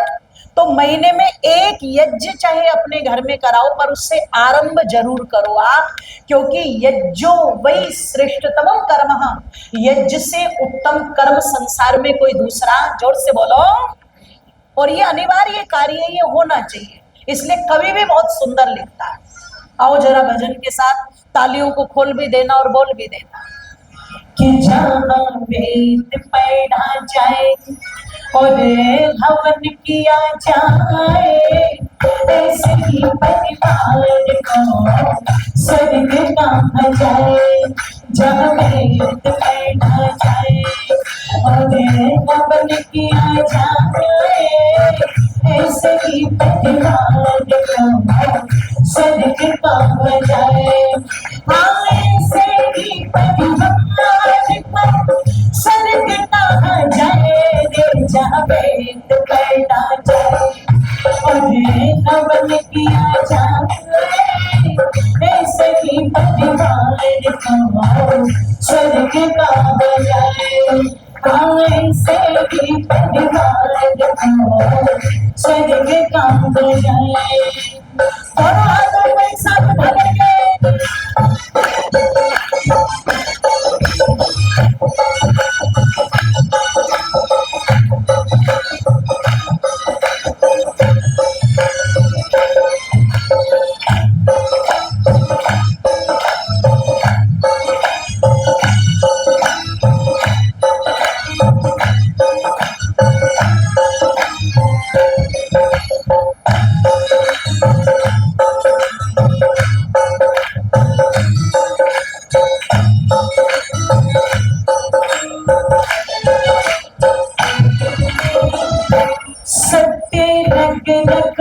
जिनके रमाए खुश रहता है उनसे बिताता। सत्य रग रग में जिनके रमाए खुश रहता है उनसे बिताता। ओ प्रेम हृदय में जिनके नहीं गए उन्हें ईश्वर नजर कुछ समाता नहीं सत्संगता नहीं कुछ समाता नहीं सत्संगता नहीं और जीवन पशुओं से बदतर बिताए जहाँ पेट पैदा जाए और हवन किया जाए ऐसे ही परिवार को स्वर्ग कहा जाए जहाँ वेद पढ़ा जाए और हवन किया जाए ऐसे ही परिवार को स्वर्ग कहा जाए ऐसे ही परिवार को स्वर्ग कहा जाए जहाँ वेद पढ़ा जाए और हवन किया जाए ऐसे भी परिवार को स्वर्ग कहा जाए ऐसे भी परिवार को स्वर्ग कहा जाए दोनों हाथों को उठा करके एक साथ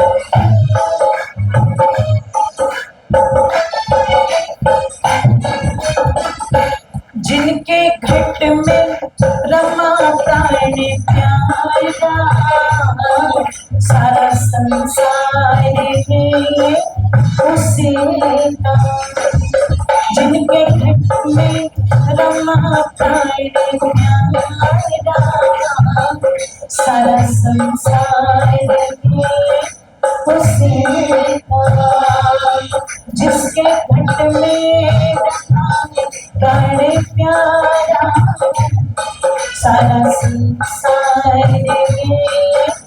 उसी का साथ में नाथ से जो भी बंदा दिल दुखाए नहीं जो किसी का सपने में भी कभी दोष आते नहीं सपने में भी कभी दोष आते नहीं और राघव मानव वही कहलाए जहाँ वेद पढ़ा जाए और हवन किया जाए ऐसे ही परिवार को स्वर्ग कहा जाए जहाँ वेद पढ़ा जाए और हवन किया जाए ऐसे ही परिवार को स्वर्ग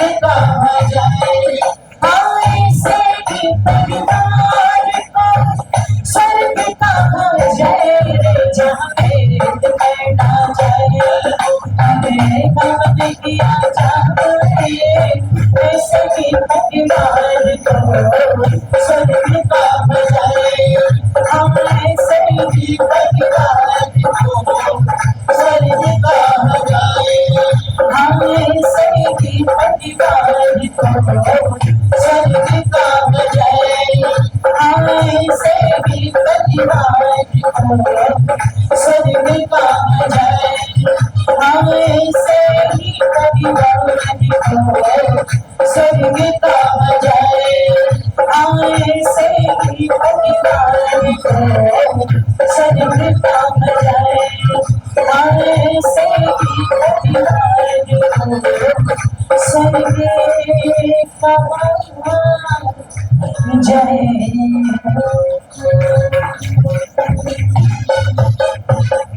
बोलिए नारायण भगवान के। तो निवेदन किया कि परिवार को अगर स्वर्ग बनाना चाहते हैं, कौन सा स्वर्ग? वो मरने के बाद वाला नहीं, जीते जी। और जिसके विषय में ऋषिदानंद कहते हैं कि सुख विशेष की समस्त सामग्री साधन जहां उपलब्ध है वहीं स्वर्ग है। तो यज्ञ सुख विशेष की सबसे बड़ी सामग्री और साधनों को उपलब्ध कराता है। इसलिए हमारे घरों में इस यज्ञ का होना अनिवार्य है, जिसको राम जी भी करते थे, कृष्ण जी भी करते थे, सारे ऋषि मुनि सब हमारे महापुरुष करते थे। ये हमारी सबसे प्राचीन पद्धति। महाभारत के पश्चात सबसे पुराना जो मत है 4000 वर्ष पहले, वो पारसी मत है। और पारसी मत में जाकर के जब आप देखोगे, उनके यहाँ पर आपको कोई मूर्ति नहीं मिलेगी, यज्ञ कुंड रखा रहता, उसमें अग्नि जलती और वो उसी की पूजा करते। ये यज्ञ की परंपरा जो हमारे घरों से निकल गई, इसको पुनः स्थापित। आप सोचोगे दूसरे लोग 5 समय मस्जिद जाते हुए उसमें आलस प्रमाद नहीं करते, और हम अपनी चीजों में कितना आलस और प्रमाद करते। इसलिए इस आलस्य और प्रमाद को निकाल करके, बहानों को निकाल के जब तक जीवन में अपनाओगे नहीं, हम लोग सब जगह जाते हैं, हर 7 दिन में, 5 दिन में, 3 दिन में रूटीन बदल जाते हैं। पर हमारा संकल्प है कि प्रतिदिन यज्ञ करना है, तो जहां भी पहुंचे, जिस स्थिति में पहुंचे, सबसे पहले वही काम होगा, उसके बाद और सारी चीजें।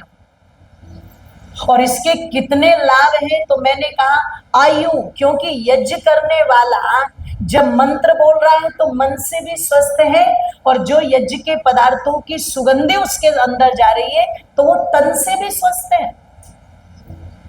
और मैंने तो एक प्रयोग कराया कई लोगों पर। कुछ लोग कहते हैं जी हमें अपने घर में ना नेगेटिविटी सी फील होती है। कई बार तो कुछ लोग होंगे तो क्या कहेंगे, देखना जी हमारे घर में कुछ है क्या? मैंने कहा हाँ बहुत कुछ है। बोले क्या है बता दो जल्दी से। मैंने कहा सोफा है, बेड है, टीवी है, फ्रिज है, कूलर है, बर्तन है, सब कुछ तो है। अरे बोले ये नहीं, दूसरे वाला कुछ। मैंने कहा भैया एक काम कर, 4 चीजें ले ले, एक गूगल ले ले, एक लोबान ले ले, कपूर ले ले, देसी कपूर, और 3-4 लौंग ले ले। और मैंने कहा रोज शाम के समय एक घूमनी बना करके उस पर इन 4 चीजों को रख दे और घर के बीचों बीच रख दे, पूरे कमरे में उसकी सुगंधी चली जाए। और 7 दिन इस प्रयोग को कर, 8वें दिन मुझे बताना कि घर में क्या लगता है। और वहां कोई भूत प्रेत नहीं है और ये कोई टोना टोटका नहीं है, केवल एक औषधियों का प्रभाव है। आपके घर में जो विचार विकारों के रूप में आपके मन में चलते रहते, वो चीजें तरंगों के रूप में रहती हैं। आज जो टीवी पर बैठकर के उल्टे सीधे ये प्रोग्राम देखते हो, जैसे क्राइम पेट्रोल, सावधान इंडिया, देखते हैं कि नहीं देखते? महिलाएं रात का समय होगा तो पता लगा तुरंत टीवी के सामने बैठ जाएगी, आज देखूं अनुपमा की कौन से नंबर की शादी हुई। और कई बार तो अनुपमा रोने लगे तो ये भी बेचारी गंगा जमुना बहाने लगती है। अनुपमा को रोने के पैसे मिलते, तुम्हें कोई धेला नहीं देके जाएगा, कितनी भी रो लो तुम, और अपनी बुद्धि खराब करोगे उनके चक्कर में। नाटक देख देख के घरों के भी नाटक बना दिए महिलाओं। निवेदन आप लोगों के मध्य में कर दूं, वो जो कहते हैं कि सावधान इंडिया, आपको सावधान सावधान नहीं कर रहे हैं, वो क्राइम करने के 36 नए तरीके बता रहे हैं वहां पर। सावधान थोड़ी कर रहे हो। किसको काट करके फ्रिज में डालना है, किसको काट करके ड्रम में डालना है, किसके 36 टुकड़े होने हैं। आप ये चीजें देखो ना, ये कहां से आई? आफ्ताब नाम का वो लड़का जिसने श्रद्धा के 36 टुकड़े किए, जब सारा ये केस ओपन हुआ और उसे पकड़ा और उससे पूछा गया कि जिस लड़की ने तेरे लिए अपनी मां को छोड़ दिया, अपने पिता को छोड़ दिया, सब कुछ छोड़ दिया उसने, और वो सब कुछ छोड़ करके तुम्हारे पीछे चली आई और वो 3 साल तुम्हारे साथ रही, तुमने इतनी बेदर्दी से उसे कैसे काट डाला? तो वो क्या कहता है, मैंने नेटफ्लिक्स पर यू नाम की एक सीरीज देखी थी, और उसमें जो नायक है वो इसी तरह से लोगों को काटता है और काट काट के उनके टुकड़े अलग फेंकता है। ये आइडिया मुझे वहां से मिला। तो ये सावधान कर रहे हैं या क्राइम करने के नए नए तरीके बता रहे हैं? और उनको जब भी आप खोलो उनमें वही नकारात्मकता है। सास बहू से लड़ रही है, बहू सास से लड़ रही है, वो उससे षड्यंत्र कर रही है, वो उससे षड्यंत्र कर रही है, उसके उसके साथ संबंध है, उसके उसके साथ संबंध है। और ये देख करके फिर दिमाग में क्या आ रहा है? दिमाग में भी तो यही आ रहा है ना फिर अनुपमा को देख करके कि अगर वो इतनी बड़ी उम्र में 3-3 शादियां कर सकती है तो लाओ फिर 2-1 तो हम भी कर ले। यही तो आता है फिर उल्टे विचार, बुरे विचार। तो उसमें कोई टोना टोटका नहीं है, वो सिर्फ एक औषधियों का प्रभाव है। गूगल मस्तिष्क को बहुत शांत करने का काम करते हैं, ध्यान रखिएगा। इसलिए जो तनाव के, डिप्रेशन के रोगी होते हैं उन्हें धूमनी दी जाती है गूगल आदि, लोबान आदि औषधियों की। और वो 7 दिन बताते हैं जी अब तो अच्छा सा लग रहा है, अब घर में डर नहीं लगता, कोई नकारात्मकता नहीं लगती। मैंने कहा 7 दिन की छोटी सी धूमनी से ये रिजल्ट मिला ना, तो अब एक काम करो, अब यज्ञ करो यहाँ। और यज्ञ करने से जो भी चीजें तुम्हें लगती हैं वो सारी दूर हो जाए। तो ये बात उनको कही जाती है जो बिल्कुल नादान, जो उससे अनभिज्ञ है। लेकिन जो जानते हैं, जिन्हें पता है, जिन्होंने विद्वानों से एक बार नहीं अनेकों बार सुना है कि यज्ञ के करने से आयु बढ़ती है, यश बढ़ता है, कीर्ति बढ़ती है, बल बढ़ता है, धन बढ़ता है, तो मैं उनसे जरूर प्रार्थना करूंगी कि इस प्रयोग को अपने जीवन में संकल्प के रूप में करना आरंभ कीजिए। आप दैनिक, साप्ताहिक, और साप्ताहिक नहीं तो कम से कम मासिक एक यज्ञ हमारे घर में अवश्य हो, इसका संकल्प लेकर के उठिएगा। ये अनिवार्य कार्य है, इसको हमारे महापुरुषों ने कभी नहीं छोड़ा, ध्यान रखिएगा, कभी भी नहीं छोड़ा। भगवान कृष्ण संधि का प्रस्ताव लेकर के जा रहे हैं दुर्योधन के पास। सायकाल हुआ तो सारथी को आदेश दिया, रथ रोको, पहले संध्या करेंगे, यज्ञ करेंगे, उसके बाद आगे बढ़ेंगे। इसलिए अपने घर में कोई ऐसा चित्र भगवान कृष्ण का लगाओ जो संध्या करते हुए, यज्ञ करते हुए, ताकि वो प्रेरणा आप में जागे। गूगल पर मिल जाएगा, उसे निकलवा लेना और निकलवा के फ्रेम करा के लगाना घर में। एक स्थान जो आप बनाते हैं ऐसा घर में जरूर रखो जहां चप्पल आदि लेकर के आपका जाना ना हो, उसे यज्ञ के लिए पूर्णतः सुरक्षित कर दो। ये नहीं कि जहां यज्ञ किया फिर वही चप्पल लेके घूमने लगो, नहीं, ये मेरे हवन का स्थान है जी। चाहे महीने में वहां एक बार हो रहा है, पर करो तो सही एक बार, परंपराएं डालो तो अपने परिवारों में। क्योंकि वेद कह रहा है यज्ञो वे विष्णु, यज्ञ विष्णु है। और जैसे जब हम लोक में बात करते हैं तो विष्णु जी की पत्नी का क्या नाम है? जोर से बोलो। अच्छा, लक्ष्मी चाहिए कि नहीं चाहिए? किस किस को चाहिए? बीच वाले हाथ नहीं उठा रहे, बोले सेठ जी तो नहीं देख रहे कहीं हमें। सबको चाहिए, ध्यान रखना। एक कथानक आता है, कहते विष्णु जी में और लक्ष्मी जी में झगड़ा हो गया, दुनिया मुझे ज्यादा चाहती है, ये लक्ष्मी जी ने कहा। बोलो सच या झूठ? क्या बात है? विष्णु जी ने कहा दुनिया मुझे अधिक चाहती है। लक्ष्मी जी ने कहा वो तो परीक्षा करने पर ही पता लगेगा कि कौन किसको चाहता है, चलो परीक्षा कर लेते हैं। विष्णु जी ने कहा ठीक। विष्णु जी ने एक ब्राह्मण का वेश धारण किया और बड़े, कहते हैं सात्विक से ब्राह्मण बनकर के एक नगर में आ गए, एक वृक्ष के नीचे बैठ करके कथा करने लगे। अब जो आने जाने वाले थे, जब विष्णु जी की वाणी उनके कानों में पड़ी, बड़ी अच्छी लगी, वो सुनने के लिए बैठ गए। अब कथा में इतनी रोचकता थी, इतनी रुचि थी कि 2-4 बैठे तो वहां 10 बैठे, संख्या बढ़ती चली गई और 2-4 दिन में तो पूरे नगर में ये चर्चा हो गई, एक कोई ब्राह्मण देवता आए हैं, बहुत अच्छी कथा करते, चलो उनकी कथा सुनने चलो। अब जैसे जैसे भीड़ बढ़ी तो उस नगर के जो सबसे बड़े सेठ जी थे उन्हें पता लगा, वो से सम्मान गए। उन्होंने कहा, हे ब्राह्मण देवता, आप एक काम करो, मैं इस नगर का सबसे बड़ा सेठ हूं, आप तो मेरे घर पर आकर के ये कथा करो। और विष्णु जी ने तो अपना नेटवर्क पूरा बड़ा कर ही लिया था, और अगर नगर के इतने बड़े सेठ जी आ गए पास में तो बड़ी बात थी। उन्होंने कहा, देखो मैं तुम्हारे साथ चलूंगा जरूर, लेकिन मेरा ये संकल्प होता है 7 दिन की कथा मैं करूंगा, बीच में नहीं उठूंगा। इन्होंने कहा 7 दिन छोड़ो, 14 दिन करना। कौन उठाएगा आपको? आप तो चलो। ब्राह्मण देवता पहुंच गए। अब सेठ जी कथा भी सुने, सेवा भी करे, सब बहुत बढ़िया। कहते हैं जब कथा का 5वां दिन था और कथा में जाने की तैयारियां सबकी चल रही थी, एक दरवाजे पर एक महिला अपने दरवाजे पर ताला लगा के कथा में जा रही थी, तो पीछे देखा एक बुढ़िया खड़ी हुई है, फटी हुई सी साड़ी पहने,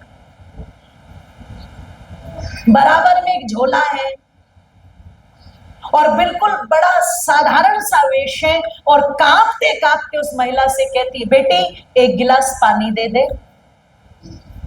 उस महिला को क्रोध आया, उसने कहा मैं कथा सुनने जा रही हूं, पता नहीं कहां से टपक गई है। तो माताजी ने बड़े साधारण शब्दों में कहा, बेटी कथा में भी तो यही बताते हैं कि बड़ों की सेवा करो, निर्धनों की सेवा करो। तो वहां तो कथा थ्योरिकल होगी, यहां प्रैक्टिकल है। बड़ी बूढ़ी हूं, मुझे पानी पिला दे, तुझे पुण्य मिलेगा। बोले बस बस, ज्यादा भाषण मत दे, जिसे भी देखो वही ज्ञान झाड़ता है। अंदर गई, पानी लेकर के आई, एक गिलास, लो पकड़ो पी लो जल्दी। इसने कहा तेरे गिलास में नहीं पीऊंगी। बोले अच्छा, इतने ना करे। झोले में हाथ डाला, गिलास निकाला तो गिलास सोने का था। महिला की देखते ही आंखें चौंधिया गई। कहां पहुंच गया सोना? 90 पर पहुंच गया कि नहीं पहुंच गया? एक हो गया, चलो बढ़िया है, सब एक हो जाए। और सोने का गिलास देखते के साथ में ही आंखें चुंधिया गई, और पता लगा कुछ बोल नहीं पाई, सोने के गिलास में पानी डाल दिया। माताजी ने पानी पिया और गिलास वहीं पर छोड़ दिया और चल पड़ी। इसने कहा माँ तुम्हारा गिलास तो रह गया। बोले बेटी मेरा ये नियम है, मैं अपने ही पात्रों में भोजन करती हूँ, और जिस पात्र का प्रयोग मैं एक बार कर लेती हूँ फिर मैं उसे वहीं छोड़ देती हूँ, दोबारा उसका प्रयोग नहीं करती। अब पता लगा कथा तो कहाँ गई पता नहीं। वो क्या कहती, माताजी रुको तो सही, सुनो तो सही आप। वो तो मैं थोड़ा उस समय जल्दबाजी में बोल गई। मेरे मन में बड़ों के प्रति इतना सम्मान है, किसी से भी मोहल्ले में जाके पूछ लो, मैंने अपनी सास को देवी की तरह पूजा है, और तुम में भी मुझे अपनी सास नजर आ रही है, चेहरा मोरा भी मिलता है। मुझे मौका दो सेवा का, मैं पैर दबाऊंगी, खिलाऊंगी, पिलाऊंगी, कोई कष्ट नहीं होने दूंगी। तुम रुको तो सही। अम्मा आगे आगे, महिला पीछे पीछे। अब उधर से कुछ महिलाएं आ रही है, वो ये ड्रामा देख रही थी। उन्होंने कहा क्यों री तो इस सड़ी हुई सी बुढ़िया के पीछे क्यों भाग रही है, चल कथा में। अरे बोले कथा जाए चूल्हे में।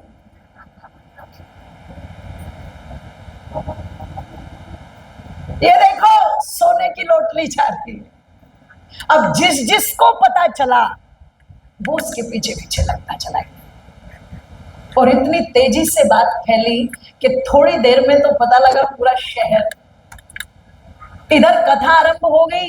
आज सेठ जी देखने थोड़े से श्रोता आए, क्या हुआ शहर में। एक सेवक को भेजा, जाओ पता करो आज क्या बात है। सेवक ने पता किया, आकर के सेठ जी को बताया। सेठ जी भी धीरे से चल दिए, जाकर के और माता जी से कहा, देखो माता जी ये तो जो तुम्हारे पीछे लगे हैं सब स्वार्थ, मुझे कुछ नहीं चाहिए, आप मेरे घर चलो, पहले से ही धन धान्य से परिपूर्ण। माता जी ने कहा मैं चली तो जाऊंगी, पर मैंने सुना तुम्हारे यहाँ पहले से ही कोई ब्राह्मण देवता बैठ के कथा कर रहे हैं, तो मेरा ये भी नियम है कि जहां पहले ही कोई बैठा हो मैं वहां भी। तो सेठ जी ने कहा कोई बात नहीं, ब्राह्मण देवता को खिसका देंगे, आपको बैठा देंगे। अब जितना ज्ञान हमें लेना था वो तो हमने ले लिया, आप तो चलो। सेठ जी आगे आगे, बूढ़ी माता पीछे पीछे, उनके पीछे लोग। अब सेठ जी ने आकर के कहा, ब्राह्मण देवता 5 दिन हो गए, इतनी अच्छी बातें आपने बताई, जीवन में कभी नहीं सुनी, कभी और आपकी कथा कराएंगे, आज तो बस आप यहीं पर विराम ले। ब्राह्मण देवता ने कहा, देखो सेठ जी, मैंने पहले ही कहा था 7 दिन से पहले मैं उठूंगा नहीं। तो सेठ जी ने कहा, महाराज जब हम सुनना ही नहीं चाहते तो आप सुनाओगे किसको? हम तो नहीं सुनेंगे, तो अब क्या इलाज है? बड़े रूखे मन से ब्राह्मण देवता अपनी पोथी पत्री लेकर के उठते और कहते हैं, जब उठ करके चले तो वो बूढ़ी अम्मा मुस्कुराई देख करके ब्राह्मण देवता को। कहा तो होगा मन में, क्यों, कैसी रही, कौन थी वो? अब जैसे ही ब्राह्मण देवता बाहर निकले, एक बार को मुस्कुरा तो दी, पर जब उस ब्राह्मण देवता का उतरा हुआ चेहरा देखा तो पीछे पीछे चल पड़ी। सेठ जी ने कहा, अम्मा तुम्हारे कारण तो मैंने ब्राह्मण देवता को उठा दिया, अब तुम इनके पीछे क्यों जा रही हो? ये तो जा रहे, पर तुम कहां चली? तो तब लक्ष्मी जी कहती है, सेठ जी ये जो ब्राह्मण देवता है मेरे पति, और जहां मेरे पति को कोई आदर नहीं मिलेगा, जहां मेरे पति को कोई सम्मान नहीं मिलेगा, वहां पर मैं भी कभी ठहरती नहीं। हाँ, बजा लो ताली, तालियों पर जीएसटी नहीं लगाई अभी मोदी सरकार, तो डरा मत पड़ो। पता चला कि तुरंत बोली, जहां मेरे पति का सम्मान नहीं है वहां पर मैं भी रुकती नहीं हूं, जहां मेरे पति विष्णु को सम्मान दिया जाता है वहां मैं बिना बुलाए पहुंच जाती हूं, और जहां मेरे पति का आदर नहीं है वहां मैं कभी ठहरती नहीं। ये जो वही विष्णु, जहां विष्णु जी को आप स्थापित करोगे वहां श्री जी तो अपने आप आएंगे, लक्ष्मी जी तो अपने आप आएंगे। आप सोचोगे आहुति देने से कैसे आएंगी? अरे भाई करके तो देखो, विचारधारा वैसी बनेगी, संस्कार वैसे बनेंगे। यज्ञ करने वाले प्रयास करते हैं जल्दी उठ के, और जिनको ये पता ही नहीं कि सुबह उठ के क्या करना है वो तो पड़े सो रहे हैं फिर, और लोगों ने इसको क्या मान लिया, ये फैशन है। मतलब जो लोग जल्दी उठ रहे हैं वो गवारों की श्रेणी में, जो देर से उठ रहे हैं वो पढ़े लिखे वेल एजुकेटेड लोगों की श्रेणी में। पर आप जानते हो गवार वो नहीं है जो जल्दी उठ रहे हैं। अगर कोई गवारपन है तो वहां है जहां सूर्योदय के पश्चात उठा जा रहा है। जो यज्ञ करने वाला, संध्या करने वाला, उसे पता है कि मुझे उठ के मेरे ये काम करने हैं, अपने आप समय से उठता है, ध्यान रखिएगा। और वो खुद नहीं उठता, उसकी किस्मत उठती है, उसका सौभाग्य उठता है, उसके घर की उन्नति उठती है, ध्यान रखिएगा। ये सब चीजें ऊपर की ओर उठती है। इसीलिए तो जब यज्ञ में अग्नि को स्थापित करता है तो क्या कहता है, उद्बुद्धे स्वाग्ने, नीचे की तरफ नहीं जाना है, किस तरफ जाना है बोलो, ऊपर की तरफ, ऊर्ध्व गति को प्राप्त होना है। तो आओ आप ऐसे विष्णु जी को वहां पर स्थापित करो ताकि श्री जी का प्रवेश घर के अंदर हो। तो निवेदन आप लोगों के मध्य में कर रही थी, ये देवयज्ञ जो देवताओं की वास्तविक पूजा है, आपकी जो पूजा पद्धति आप उसको करो, मुझे कोई लेना देना नहीं। लेकिन मैं इतना निवेदन जरूर करूंगी, अगर यहाँ राम के वंशज बैठे हैं तो, कृष्ण के वंशज बैठे हैं तो, मानते हो कि नहीं मानते हो अपने आप को? कौन कौन मानता है? क्या बात है, जोरदार ताली अपने।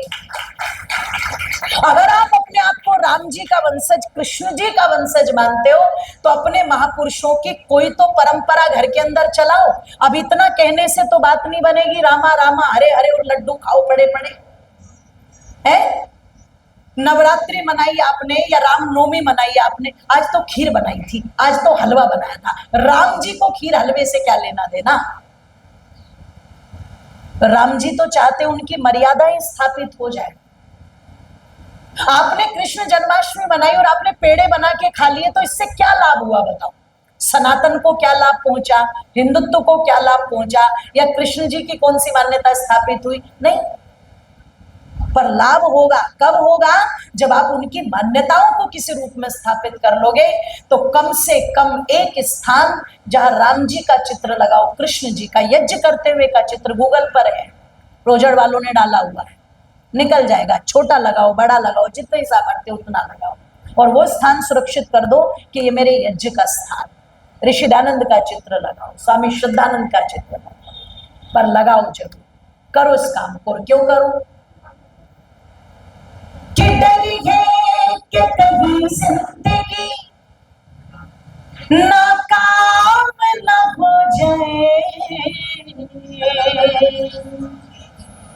कि डर है कि कभी जिंदगी नाकाम न हो जाए, ये भूमि राम श्याम की बदनाम न हो जाए, ये भूमि राम श्याम की बदनाम न हो जाए, ये भूमि राम श्याम की बदनाम न हो जाए, ये भूमि राम श्याम की बदनाम न हो जाए।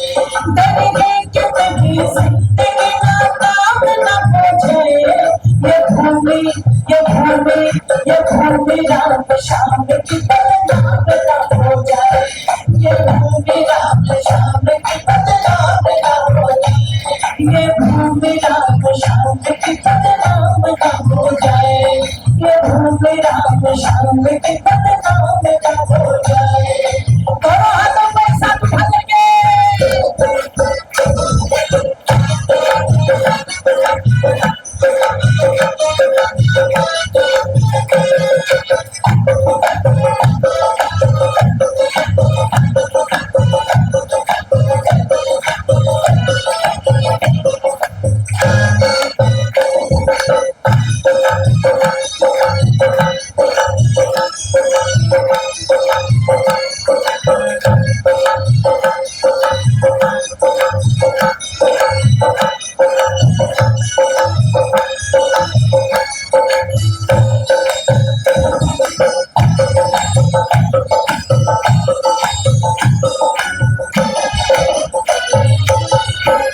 कहते हैं लोग आज की प्रभात हुई है, प्रभात हुई है, कहते हैं लोग आज के,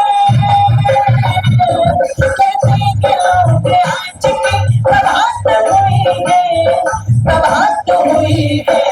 इस प्राप्त का इस प्राप्त का इस प्राप्त का तो रूप ही कहीं शाम न हो जाए, ये भूमि ये भूमि ये भूमि राम श्याम की बदनाम न हो जाए, ये भूमि राम श्याम की बदनाम न हो जाए।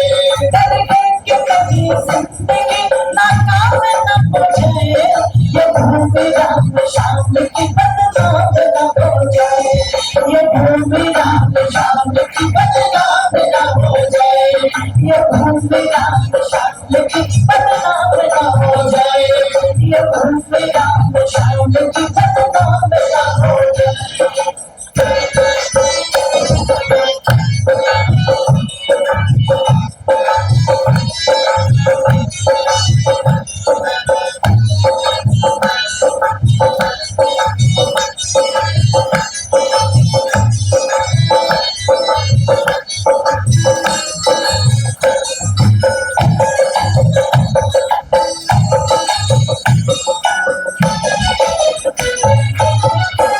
पंजाब और बंगाल कश्मीर में झोलम, कश्मीर में झोलम, पंजाब और बंगाल कश्मीर में झोलम, कश्मीर में झोलम, हर एक प्रांत ही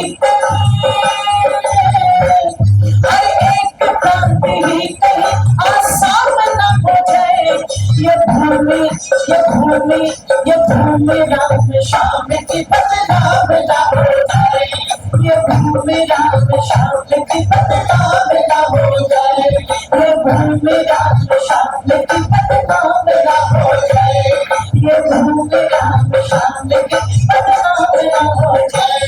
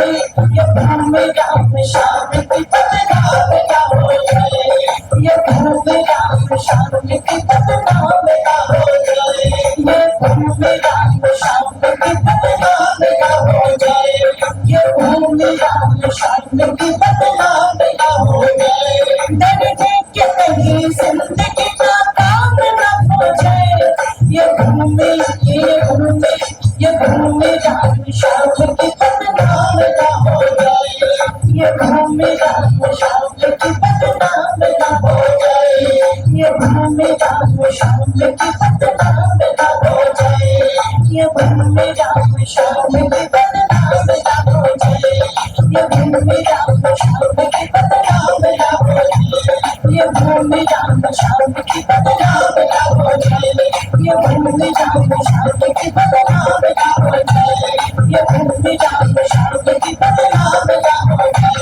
ये भूमि राम शाम की बदनाम ना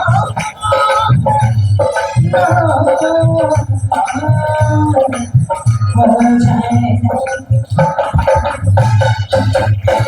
बोलिए सत्य तो इन पद्धतियों को छोड़ करके कहीं हम इतने निर्बल, इतने कमजोर ना हो जाए कि भगवान राम की, कृष्ण की परंपराएं समाप्त हो, महर्षि रानंद आदि ऋषियों की परंपराएं समाप्त हो और हम कहीं भी बचने के लायक ना रह पाए। और आप सोचो कि धन धान्य मान प्रतिष्ठा में बचाएगी? नहीं, बचाएंगे तो आपके वैदिक सिद्धांत ही आपको बचाएंगे। इसलिए इन सिद्धांतों को बड़ी निष्ठा और श्रद्धा के साथ अपने जीवन में धारण करो, क्योंकि ये सामान्य कार्य नहीं है, ये विशेष और अनिवार्य कार्य है। इनको हम अवश्य करें। ऐसे कार्यक्रम एक परिवार में नहीं, अनेकों परिवारों में होने चाहिए। इस परंपरा को अपनाओ और अच्छे कार्यों को करने के बहाने ढूंढो। जैसे ना करने के बहाने होते हैं ना, ऐसे करने के बहाने ढूंढो। मेरे बालक का जन्मदिन होगा तो मैं एक दिन का यज्ञ कराऊंगा, सत्संग कराऊंगा। हमारी वैवाहिक वर्षगांठ होगी तो उस समय कोई हम पारायण यज्ञ कराएंगे। इस प्रकार के आयोजन छोटे रूप में, बड़े रूप में, पर अपने परिवारों में करो। जब ध्यान रखिएगा, ये कुछ चर्चा मैंने की, आपने सुना बड़े ध्यान से, हृदय की गहराइयों से। सभी का बहुत बहुत धन्यवाद। इति ओम शम, ओम शांति शांति शांति। ओम। आज का ये तीसरा सत्र, इसमें दीदी ने कुछ बातें शेयर की। ये कहानी सुनने से पहले जितने हाथ उठे थे, मैं ये आप सभी से जानना